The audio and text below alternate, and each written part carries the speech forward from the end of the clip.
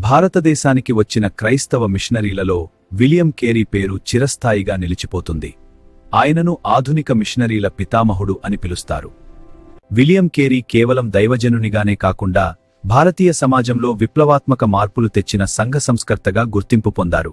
William కేరీకి భాషల పట్ల అద్భుతమైన పట్టు ఉండేది. ఆయన సామాన్యులకు విద్య ఉండాలని కోరుకున్నాడు.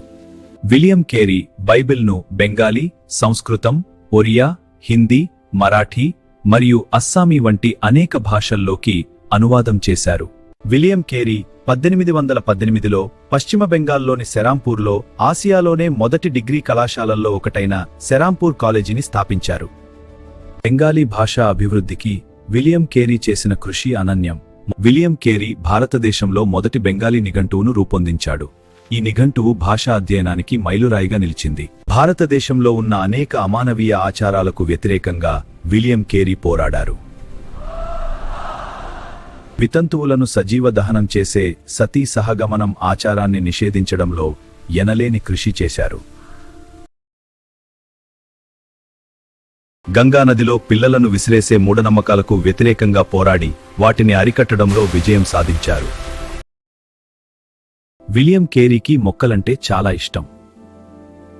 భారతదేశంలో వ్యవసాయ అభివృద్ధి కోసం అగ్రి హార్టికల్చరల్ సొసైటీ ఆఫ్ ఇండియాని స్థాపించారు. విలియం కేరీ బెంగాలీ భాషలో మొట్టమొదటి వారపత్రికలను ప్రారంభించి సమాచార విప్లవానికి పునాది వేశారు.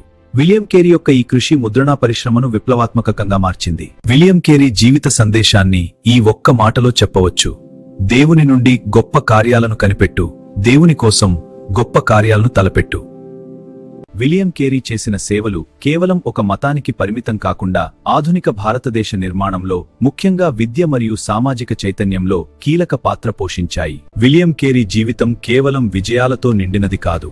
ఆయన ఎన్నో వ్యక్తిగత త్యాగాలు, కష్టాలు మరియు పేదరికాన్ని అనుభవించి పట్టుదలతో ముందుకు సాగారు. విలియం కేరీ ఇంగ్లాండ్లోని ఒక పేద కుటుంబంలో జన్మించారు. ఆయన తన వృత్తి జీవితాన్ని ఒక చెప్పులు కుట్టే వ్యక్తిగా ప్రారంభించారు.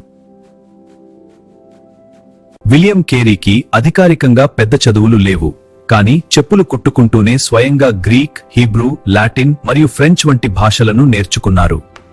విలియం కేరీ భారతదేశానికి వచ్చిన కొన్ని సంవత్సరాల్లోనే బెంగాలీ, సంస్కృతం వంటి భాషల్లో మంచి పండితుడయ్యారు. విలియం కేరీ భారతదేశానికి రావడం పెద్ద సవాలుగా మారింది. ఆయన భార్య డొరోథీ మొదట ఇండియా రావడానికి ఇష్టపడలేదు. విలియం కేరీ భార్య ఇండియా వచ్చిన తరువాత ఇక్కడి వాతావరణం కష్టాల వల్ల ఆమె మానసిక స్థితి దెబ్బతింది.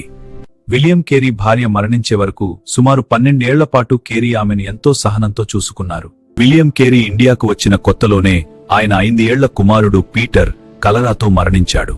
విలియం కేరీకి స్థానికులు ఎవరూ సహకరించకపోవడంతో కేరీ స్వయంగా కొడుకు సమాధిని తవ్వాల్సి వచ్చింది.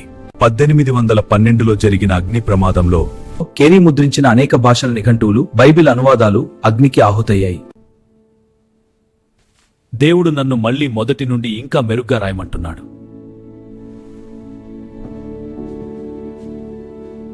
విలియం కేరీ కుంగిపోకుండా మళ్లీ మొదటి నుండి తిరిగి రాయడం ప్రారంభించారు. అతని జీవితకాలం యొక్క పని నాశనం చేయబడిన తరువాత అతను నిరాశ చెందలేదు.